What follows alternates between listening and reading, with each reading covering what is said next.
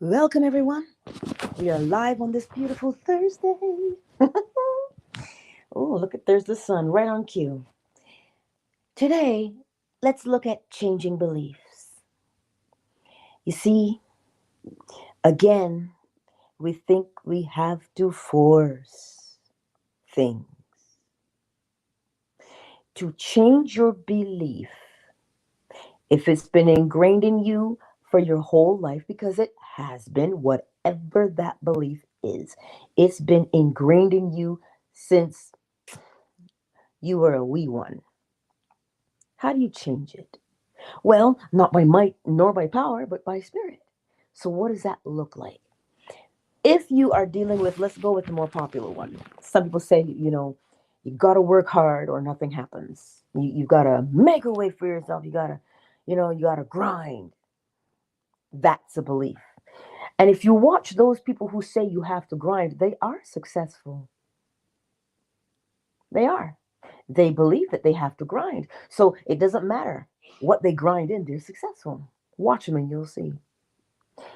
But there is an easier, much more simple way, the path of least resistance, which is to imagine, but to imagine deliberately. You see, because the thing that you imagine, the thing that you replay over and over and over again, is the thing that you will believe.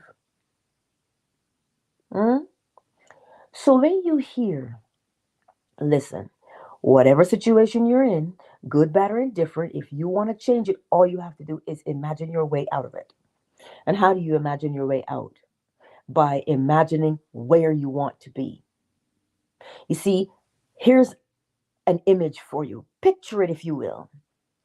There's a maze. You know when you go to a corn maze? Exactly. Or you do the mazes in the little uh, fun time books. Get up above the maze. When you imagine you are up above the maze, you can see the beginning and you can see the ending part. That's what happens when you imagine. You're seeing where you are and you're seeing the outcome where you want to be. And you can see it clearly. That is all you and I need to do. Rise above the maze. Because once you see that ending, you won't have to take dead end turns and come back and do this and do that. No, you will clear a pathway through the maze. I'm going to say it to you again. You do not have to take dead end turns. You make a pathway straight through the maze from where you are to where you're going. That is the power of imagination. You and I are always imagining because that is our nature. But what happens is, what are we imagining? That's the problem. It's not that we are imagining or that we imagine all day, every day. The issue is, what are we imagining? If you are imagining your greatest and highest good, and that is something that just drives you because it is blah, it's beautiful. Do you think you'll have a dead end anywhere? No, you won't. Because you're not focused on a dead end. You're not focused on, well, how is that going to happen? I don't know how many times I hear, wow, Angela, you might be a little delusional. I don't know that that's going to work. But then when it works, that's the first person to say, wow, you did that. I'm like, yes, not by might, not by power, but by spirit. You see, we give the old belief too much power in that we allow it to rule us because it's what we've always done. But if you want a new way to be, you have to see it in your mind's eye. I'm talking about your attitude, your mental attitude. You understand? If you say, yeah, but I've been struggling, I've been trying, I don't know what else to do. I'm at my wit's end. Get into your imagination. What do you want to happen? What's that one person you would like to make them eat crow? Because they don't believe that you can amount to anything. But what if, in your imagination, you heard them say, oh, oh, you think because you did that, you're something? Oh, because you think you can do that, you're better? Now, because that's what they would naturally do. They would naturally speak to you in such a fashion because that's how they speak to you now. So put the words in their mouth, not by force, but by imagining that that's what they're saying to you. Now, every person has their own nuance, their own way. So if you hear, well, then that's what you would do. If you see, you can see the look of shock on their face because that look of shock implies that you were successful in the attainment of your goal. Now, what did you have to go in the past to dig up? Nothing. You do not concern yourself with the past. And every time you want to dredge up the past memory, remind yourself, whoa, if I dredge this up, I'm going to relive it. Because it doesn't know that it's in the past. Only you know that it's in the past. So when we go and we dig up memories, you're bringing them from there to where you are going. When you dig up your old memories, you are moving them from where you are to where you are going. So are you leaving it behind you? No, you're not. So get above the maze of life. You and I are always imagining. We are either arguing with ourselves in our heads, we're either talking to ourselves in an unsavory fashion in our heads. Do you get what I'm saying to you this morning? You and I are always doing that. So we're going to do it anyway. So if we're going to do it anyway, say something better. But you don't just say something better because you can talk or because you can talk to yourself. You say something better because it is in the deliberate act of saying better. You feel better. You experience better things. If you look at your life now and you hear the types of conversations you're saying to yourself and you look at your life, they match. They match. They can't not, right? So they match, as within, so without. So you don't have a problem persisting. None of us have a problem persisting. You know this, yeah? We will get up and do the same thing the same way every time. We do not have a problem with persistence. Our problem rests with what we persist in. What are you persistently saying to yourself? Every time you want to do something, you're like, oh man, I don't know. Every time you catch yourself, stop it. Stop it right there. Recognize what you've done. Oh, shoot. I shouldn't say that to myself. Okay, okay, okay. I'm getting above the maze. What is the ending? I want to. What is the ending? What do I want to see? What do I want to happen? What do I want to experience? You see, it takes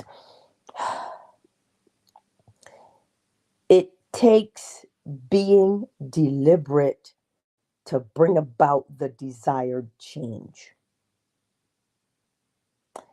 Being deliberate simply means you are the one that says, what do I want this to turn out like? That's what being deliberate means. How do I want this to go? I'm not taking no for an answer. That's not good enough for me anymore. You're being deliberate, which means instead of allowing your old way to constantly guide you into making the same decision every time, you say, no, this is what I want. This is how it is. I'm going to plant this new seed. And every time you get the inclination or the memory to go back or the question, you sure you know what you're doing? When you get that, It's normal. Don't fight it. It's normal. It's normal. Don't fight it. Just remind yourself, I know how you got here. I persisted. That's why you're here. So I'm persisting in this new thing. And you persistently speak to yourself better. But you don't just speak to yourself better. You feel it when you say it to yourself. I keep telling you, like the nutty professor, I think I can. I think I can. And the more you say it to yourself, the more intensity builds. You and I have exactly what it takes within us to change our present circumstance. But you see, what we do is we allow the fear and we allow the worry and we allow the words of well-meaning loved ones to pull us in the direction. And we say, well, this person knows best. Well, they care about me. And it's okay. That again, it's okay. But what do you want to experience? So to change your belief, get inside your mind's eye, in your imagination. That's what you're doing. Start seeing something different. If you're a designer of any kind, where do you think you're sketching from? You're sketching from where? Your mind's eye. Your designs change based upon your mood. So it stands to reason it doesn't just work for designers. We are all designers because we are designing our ideal life. That's what we're doing day in and day out. What do you want it to look like? You want to get up in the morning and sip your tea and not be in any kind of a hurry, no rush, just nice and easy. And then you fulfill all your tasks with ease. And you say, yeah, this is nice. Of course, life dictates that because we forget and we fall back into an old pattern, thereby planting old seeds, getting old harvests. But so long as you remind yourself of what you've done and you catch it, you don't have to bring in that harvest. You can revise it, change it, plant new seeds, right? Because we all go through life. There's not just, yes, there's only one consciousness, but there's many faces. So we will encounter people along the way. And depending on your mood, that's who you'll encounter. Depending on your mood, that's who you'll encounter.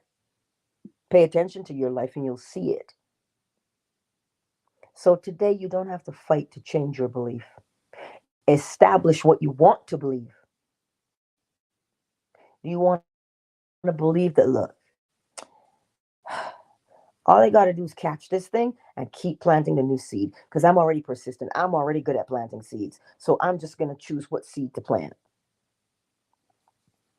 Look at how you talk to yourself and determine, is that how you want to say it? You look at all these experiments with the rice and the water and plants. And if you speak to a plant in a most gentle way, in a beautiful, loving way, that plant thrives and flourishes. Why, last time I checked, plants didn't have ears. So what are they hearing? They don't hear. They sense. They feel. They feel you. That's what they're doing. They're feeling you. So if the plant can be that sensitive and it doesn't have any ears, but you got ears, and your cells don't have ears, but they can sense and feel you. So if you can speak to rice, cooked rice, one in one jar, one in the other jar, you speak to one, and you're like, oh, I just love you. And it doesn't get moldy. But you tell the other jar, I hate you. You're worthless. You're useless. And it starts to get moldy. Go and try the experiment for yourself. Because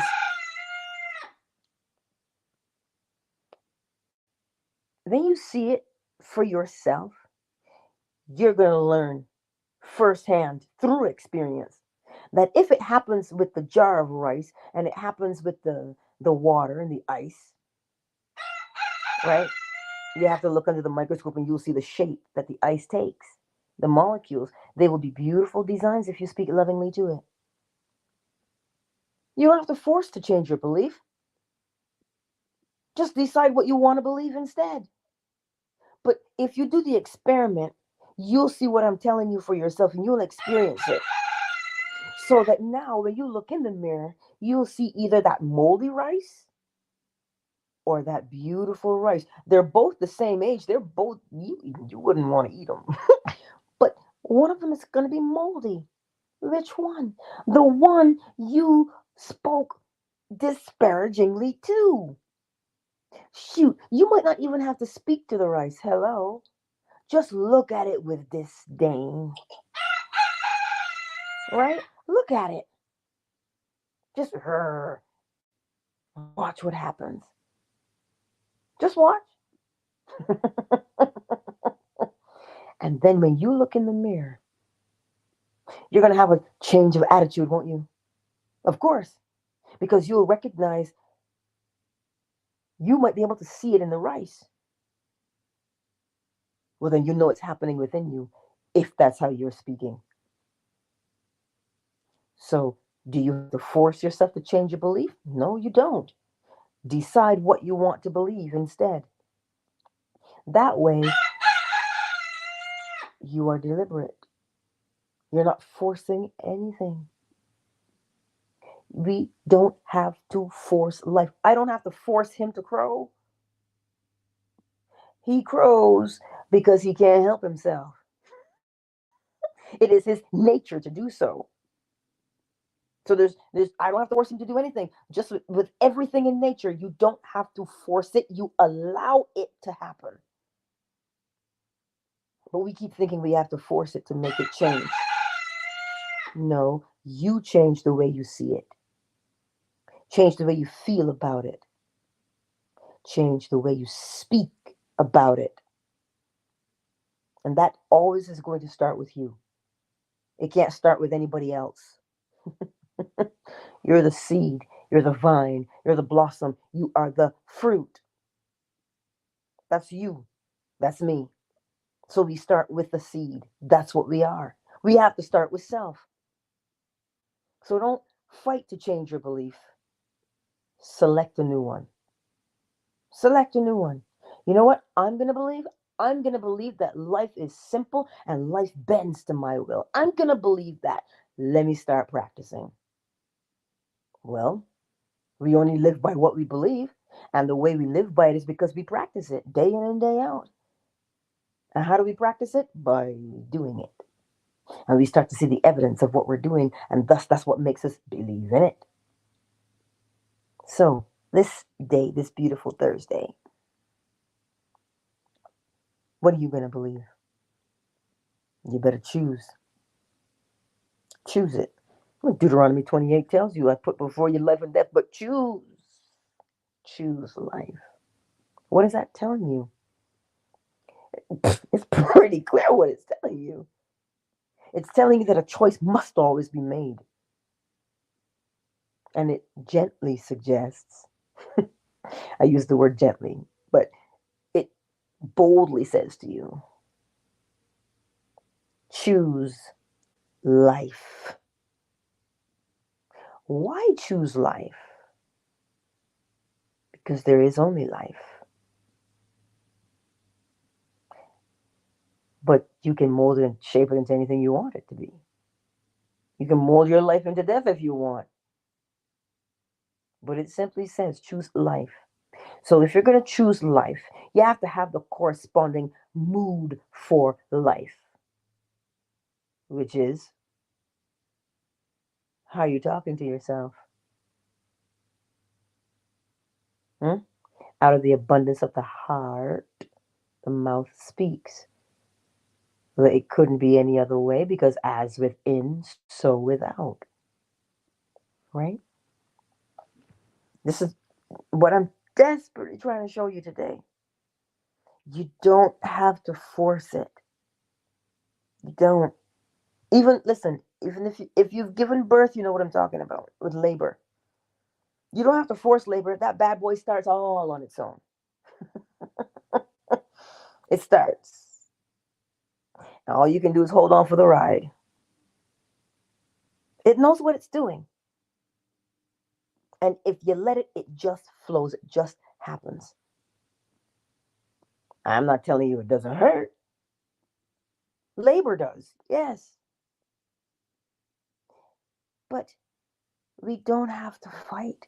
It is the resistance that causes us so much undue stress and worry.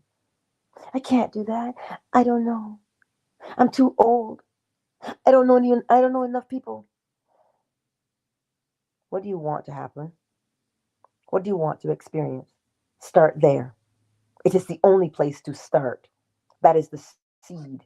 You are selecting your seed from your satchel, from your pouch. You're the farmer, remember? So you have a bag full of seeds, but the bag will fill itself depending on the seeds you select. So what do you want to plant today? What goodness do you want to plant in your life today? Oh, but it's so far fetched. What if it doesn't work? If it doesn't work, try this experiment. What are you thinking now? And what are you experiencing right now as you think it? If you catch yourself arguing in your mind's eye, pay attention to see if you don't have a corresponding argument outside in the real world. And the moment you see that that's what you're doing, the correspondence between what's going on in your mind's eye and what you are experiencing, then you can say, oh, Eureka! I did do it. Start seeing it for yourself. But you must see it so you know what you are doing. You run around and you want to change beliefs. How you going to change it when you don't know what it is?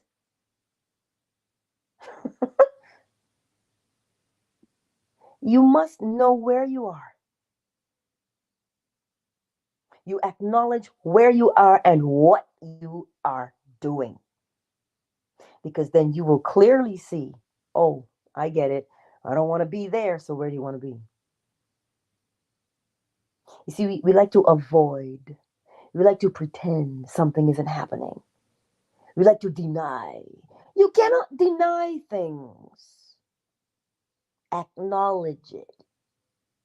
Look it square in the face and see what it is. Well, how do you think Daniel knew he was in a lion's den?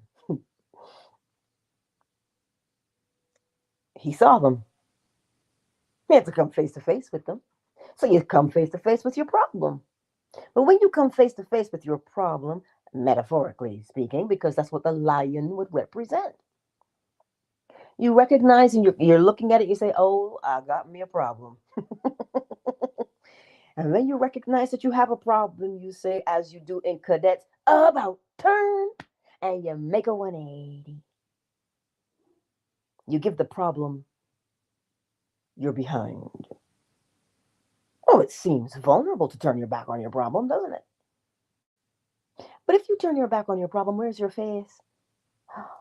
The solution. And what happens when you turn your attention upon something? You give it life. What happens when you turn your attention away from something? It dies. So that's why you turn your back on your problem. Because to turn your back on the problem, you have to put your face at the solution. Well, there's only two sides to you, the front and the back, isn't there?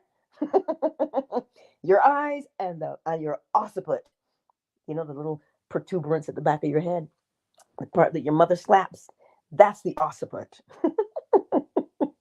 The occipital protuberance. You turn that to your problems. Because it doesn't have the power now. You are giving the power to what you are facing. And you look at it and you say, ooh, there's my solution. Rise, my solution, rise. And that's how you do it. And of course, as we go through the day, we tend to forget because we get caught up. And then all of a sudden, you find yourself facing your problem again. What do you do about turn your back on it by turning your face towards the solution every single time.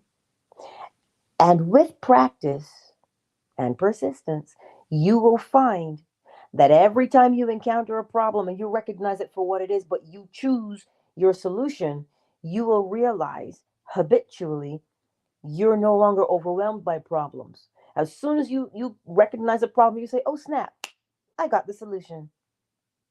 And you turn and you say, what do I want here? And you create, or as you better yet say, you assume the state of your solution. And whatever state you assume, what is a state? A state is your mood, your mental mood. Whatever mood you occupy is how you will behave. So if your mood is problem, well, then your behavior is, oh my God. But if your mood is, I got the power, if that is your mood, you will solve anything. You now become like an elephant. Oh, yes, you do. You ever seen them? They will clear, you will tell exactly where the elephant is gone. How? Well, they're the one who mows the pathway through it.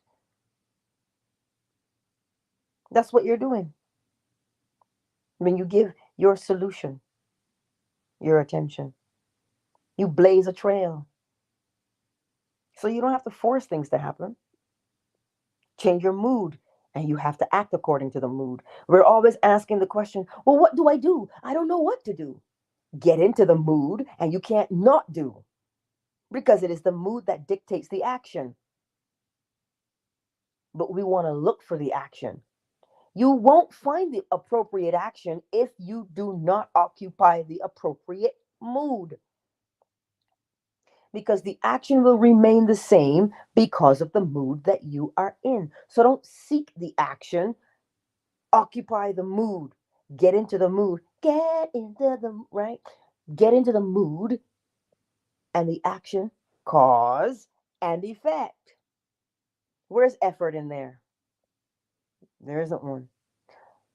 Choose the cause, because every cause has its effect. Every effect is cause. So changing your belief is exactly the same process. Select your new one. And because you chose that new one, here's the outcome. Oh, but Angela, if it was that easy, everybody would be doing it. It is that easy, and it's just that nobody knows. And we don't give ourselves enough patience. I can't go out in my backyard right now and pace and command my strawberries to come out. Listen, so long as the root is in the ground and well, I don't have to water it right now. It rained for God knows how long. That soil is nice. It will do what it needs to do, all of its own volition. It will do only what it can do, which is to bring forth strawberries. Yes, you drive it home, homeboy. I hear you. You see? So if you assume the state, if you get into the mood, then you can only act according to the mood. So you want to change your belief? Your belief is a mood. Your belief is a mood. Isn't that a meme where it says, ooh, that's a whole vibe, right? Well, that's the point. What vibe do you want? Because the vibe that you get into, the vibe that you embody is only going to make you do a particular thing. So do you have to force to change your belief? No. Choose the vibe. I got to talk to you in terms that you'll understand. What vibe is it that you want to feel? Right? What vibe? You go to a house party, like house music, that's a vibe. Well, there's a particular way to dance to house music, right? You go to a reggae party, well, help us all, Jesus. That's a vibe too. So you know how you're going to be dancing at a reggae party. Now, if you go to a soca party, That's a whole nother vibe. You hear what I'm saying? You go to a tea party. Huh. You're going to have Mozart and Chopin and Tchaikovsky. That's a whole vibe, right? So if you notice, each genre of music brings to mind a particular way to dance to it, a particular way to move to it, a particular mood that you get into when you go to that genre of music. Well, then, that is what your belief is, a genre of music. That's what it is. So, you don't want to be in that genre of music anymore? Well, how you want to dance? How do you want to dance? Oh, if you know how you want to dance, hey, do the rock away. Now lean back. If you know what you want to dance like, well, then what would you choose? The appropriate song. So what are you gonna do today? Choose how you want to behave, the effect, and you'll bring about the cause. Because the cause follows the effect, and the effect follows the cause. So this is why I'm trying to tell you, you don't have to force change in your life and changing beliefs. Choose the right vibe, choose the right mood, and you will know exactly how to act. That's what I'm trying to tell you right now. So you can do this, but you can't be scared, man. Look at life this way.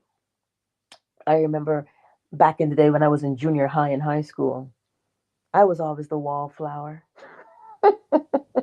I perfected harmonizing at that wall, let me tell you, because I knew all the slow songs. Because everybody would pair off with their partners, and there was little old me who didn't have a partner, so I don't know how to slow dance. But you don't have to sit there on the wall. You know what I'm saying? You don't have to. What do you want your ideal partner to be like? I'm telling you, this is easier than we think it is. But if you think that it is hard, then it has to be, because that's the seed you're planting. This is too hard to change. Well, then you will struggle. So who's making you struggle? Anyway, let's take a brief moment, shall we? To welcome everyone into the space, because I know there's a question there on YouTube. I saw it, but let me welcome everybody, and then we'll get to the question, because these questions are really important. Hey, Symmetric. Oh, Lady Sigh. And Solo Breezy. Listen, ain't nobody could ever miss you, honey. We can hear you loud and clear. I see you on Twitter, y'all. Ah, Sun. Ooh, I like that. Listen, Sun, because Sun is practicing the state akin to sleep, right? The state akin to sleep is, when you're watching a show or something and you start to get drowsy, you can hear what's going on, you feel so good you don't want to move, but you can still direct your attention, your thoughts. That's the state akin to sleep. And we do it naturally. So, no, you're not doing it wrong. You can't fall asleep wrong. All right? Sleep is a natural process. So, allow the body to do what it does naturally. Because Sun is saying they constantly feel drowsy and entering the drowsy state where they're still aware but not fully asleep. And then when you start affirming, your heart is beating fast and you get your head all heavy. You're not doing it wrong. You see, we second guess ourselves too much. How do you fall asleep? You fall asleep. You have to plan for these things. You just fall asleep. So before you do it, set your intention. Because you're going to go to sleep anyway, right? So set your intention. What do you want? You don't wait until you're drowsy to do something, right?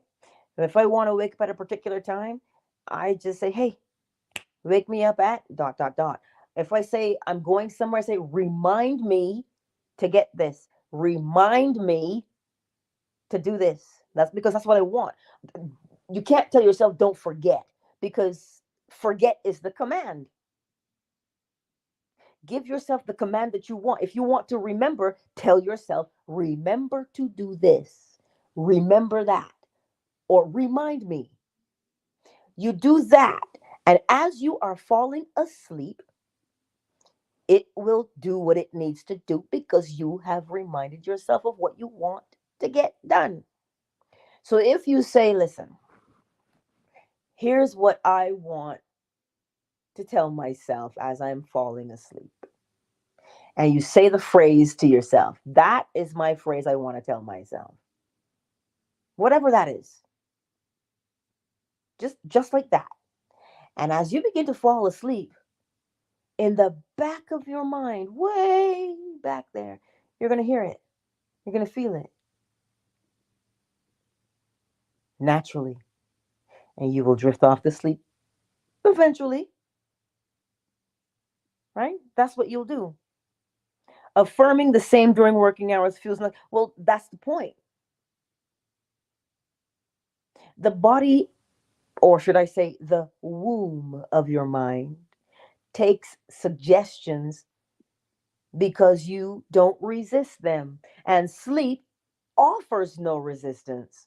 So that's why, if you are listening to affirmations throughout the day, it is different because you are awake. You are driving. There will be resistance. Well, that's not true. That's what you'll hear to yourself. But if you're falling asleep and you've already determined what you're saying to yourself, now it is much more receptive. Yes? So, hello, Delroy, and Checkmate, and Son, for those of you who made yourselves known in the chat here. What, you thought I forgot? No. I see you. For the rest who've not made yourselves known in the chat, I still see you. Fan base who's here. Hey, Hilarion. Happy is in the house. Miss Crenshaw, Malik, Zisti. Oh, Candace, darling. Shea Butter, Fawn, Ali. Ali, honey, we got an inside joke, don't we? Yes, we do. Miss McQueen, Jay, I see you. Edward, Joaquin, Thick Flow smiles. Where is Oracle Treehouse today? I digress. But, well, Miss Fawn, yes, it is a command. When you give a command is a direct order. When you when you've got a whole bunch of people, you've seen it in the movies, right? Where everybody's got their guns drawn, right? And you see it in the movies. What does the captain say? Cease fire, right? Because you can hear the word cease. But if you say don't shoot, which is usually what they say, you know somebody's not gonna hear the word don't, and somebody gets shot. If you see a small child running somewhere, don't run. That's what we always say, isn't it? But what do you want them to do? You want them to walk. Tell them what you want them to do. Give the command. So, no, it's not a don't forget. Well, that's your surefire way to forget. So you say, remember to, there's that one on Sesame Street way back in the day. The little girl, her mother said to you, this is what I want from the store: a container of milk, a loaf of bread, and a stick of butter. A container of milk, a loaf of bread, and a stick of butter. A container of milk, a loaf of bread, and a stick of butter. Can you remember? And so she got to the store and she heard, can you remember? Can you remember? Give the command of what you want to experience in your life. I'm tired of all these problems. Instead, man, it's time for solutions. Remember that part. Remember that. So, my beautiful friends, you do not have to force yourself to change your beliefs. Simply identify the new way you would like to live because your belief is your mood. Your belief is your mood. Yes? And so that is how we live our lives. That is how we live our lives. And again, if you remember, if you're musically inclined and you like to dance, whatever vibe you want to have, that's what you're saying to yourself you want to experience. So the same way you can answer the question, man, what I feel like dancing to. What do? You tell the DJ. Why you tell the DJ the song you want? Because you want to move in that fashion. You like the way that song makes you feel. So you tell the DJ, hey DJ, keep playing that. Anyway, I digress. So you tell the DJ what song you want to dance to. Because that song that you select, you know that's the mood you want to be in. So life is a song, right? How you want to dance. Why am I giving you these analogies? So that when you go out into the world, you will remember, listen, I want to dance in a particular way. I want to live my life in a particular fashion. Let me choose the mood. And you will remember to choose the mood. Because when you choose the mood, you must behave or dance according to the mood. And now you will see for yourself how simple life is to change. Right? Think about it. You complain all the time. You got those violins playing. Right? That's what you got going on. So how are you going to not complain when that's the song you got playing in the background? Hmm. Now, I keep telling people you don't have to be happy all day every day. It's not possible. We have an ebb and a flow, but there's one thing that is constant if you hold on to it. That one thing is the law. As within, so without, as above, so below. I am what I say I am. So you don't have to be happy and giddy and swinging from the chandelier like, I want to, right? And I digress. You don't have to swing from the chandelier, right? You don't have to. But you got to know where your strength comes from. Because when you know where your strength comes from, are you ever going to stay in the valley of the shadow of death forever? No, you won't. You'll say, yea, though I walk through the valley of the shadow of death, I will fear no evil. Well, why wouldn't you? Because you're rod in your staff. What's your rod in your staff? The law. Anyhow, let me get the bowl. And as you hear the bowl and maybe bird song, what mood you want to go through today? Huh? What mood do you want to go through today? You want to go through a platform and bell bottom mood today? Hey, you want to get your jive on today? Whatever that mood is, find it. And you see how you feel in it? Oh, yes. See how long throughout the day, there's 24 hours in a day. How long can you stay in that mood? How long can you hold the mood up for? See, well, there's no time like the present but to practice, isn't it? Look at how good you are already at selecting a mood and staying in it. Well, then, if you're good over there, you're good over here. So as you hear the Bowl and Bird song, select your mood. You're the DJ. Eric, you're the DJ. Play the song you want to hear. Move the way you want to move in the world today. And you see how it makes you feel? Oh, yes, it does. See how long you can stay in that. Mm. And if you should fall out of it, pick up the needle and put it back in the groove. We talking vinyl now, yeah? We old school. That's what we do. That's how you live your life. Yeah? You are the vinyl and the needle. Put it back in the groove if you fall out and dance again.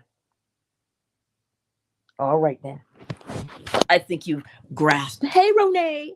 I think you've grasped what I said today. I think so. Let me get the bowl, baby. Yeah.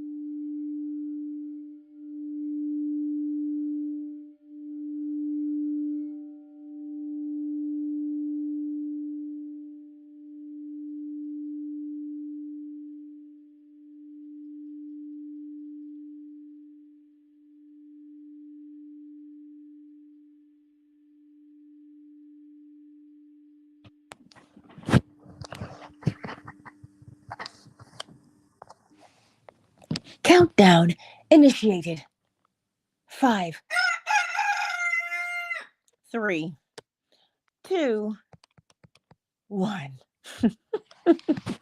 Twitter, Facebook, YouTube, fan base. I see you all. Oh, oh, wow. There's somebody on Facebook today. That is so cool. I don't know who you are, but thank you. That's awesome. See, it's a great day. It is a great day, everybody. It- yes, it's a great day for you too. Yes, we hear you, honey. We hear you. So go forth today, my beautiful friends. And remember, you are the DJ. Play the music you want to hear. Dance the way you want to dance. Change your life. Yes, I did say change your life before somebody overshadowed me.